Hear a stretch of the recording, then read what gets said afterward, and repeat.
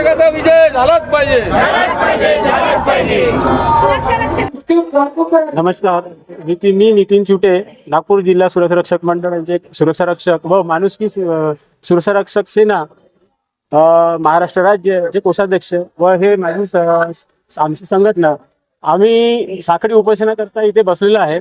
आज दिनांक 3/10/2024 रोजी आजपासून आम्ही साखळी उपोषण करत आहे। त्याचे कारण असं की आम्ही नागपूर जिल्हा सुरक्षा रक्षक मंडळामध्ये कार्यरत आहे व नागपूर जिल्हा सुरक्षा रक्षक मंडळामध्ये 2009 व 2011 साली जी भरती घेण्यात आली ती भरती जी लिस्ट होती तो संपुष्टात आलेली आहे। तिला संपून 1 ते 1.5 वर्ष झाला।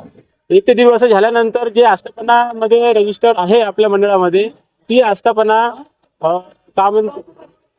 ती आस्थापनामध्ये जे सुरक्षा रक्षक आतापर्यंत कार्यरत आहेत त्यामध्ये कोणी मरण पावलेले आहेत, कोणी रिटायर झालेले आहेत, त्यांच्या जागेवर अजूनपर्यंत कोणताच सुरक्षा रक्षक पोहोचू शकत नाहीये।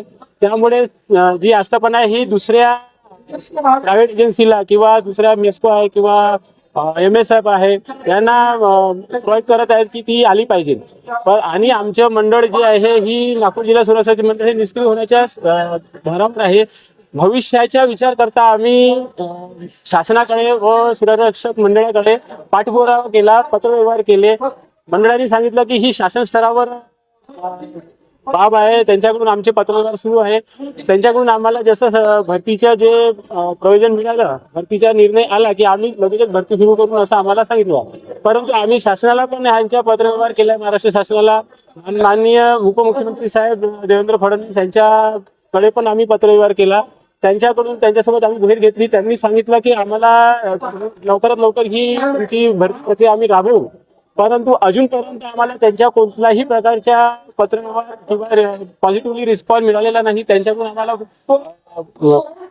उत्तर मिळालेलं नाही आहे। म्हणून आम्ही शेवटी हे साखळी उपोषण करून त्यांना सांगायचे आहे की आम्हाला लवकरात लवकर पत्रव्यवहार माध्यमातून किंवा कोणत्याही माध्यमातून आम्हाला पॉझिटिव्हली रिस्पॉन्स द्यावा। परंतु त्यांना अजूनपर्यंत कुठल्याही प्रकारचा न्याय मिळाला नाही। महाराष्ट्र शासनाने त्यांना सरसकट सामावून घ्यावे ही मागणी आमची दुसरी मागणी आहे।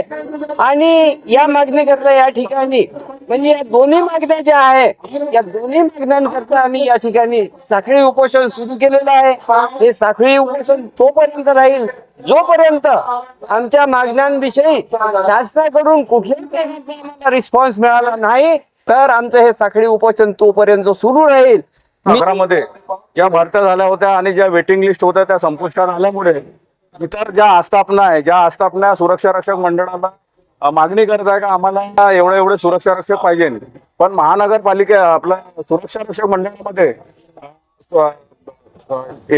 2009 आणि 2011 मध्ये जे भरती झाले होते सुरक्षा रक्षक त्याच्यामधले जे वेटिंग लिस्ट होती ते संपुष्टात आली। त्याच्यामुळे एखाद्या आस्थापनाने सुरक्षा रक्षक मंडळाकडे जर मागणी केली आणि ती जर मागणी जर पूर्ण नाही झाली तर आस्थापना शासनाने नियुक्त केलेल्या MSF किंवा मग आपला मेस्को ह्या संस्थेमार्फत ते सुरक्षा रक्षक मागवले जाते। त्याच्यामुळे दुसरा प्रश्न असा आहे का MADC वॉटर ट्रीटमेंट प्लांट आहे त्यामध्ये 50 सुरक्षा रक्षक जे आहे जे वॉटर ट्रीटमेंट प्लांट मध्ये काम करते त्यांना सरसकट घ्या अशी आमची मागणी आहे। या दोनच मागण्या आहे।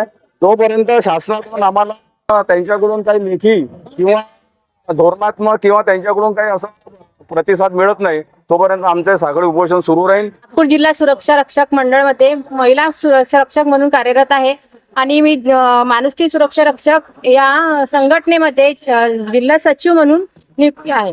मला शासनाला हेच म्हणायचं आहे की आमच्या महिला सुरक्षा रक्षकांचे पॉइंट हे खूप बंद पडत आहे, कारण की महिला सुरक्षा रक्षकांच्या पॉइंटवर नियमित पगार नाही आहे। पगार नसल्या कारणामुळे ते पॉइंट बंद होत आहे। तर असं न होता प्रत्येक पॉइंटवर हा नियमित पगार असायला पाहिजे, त्यामुळे आपले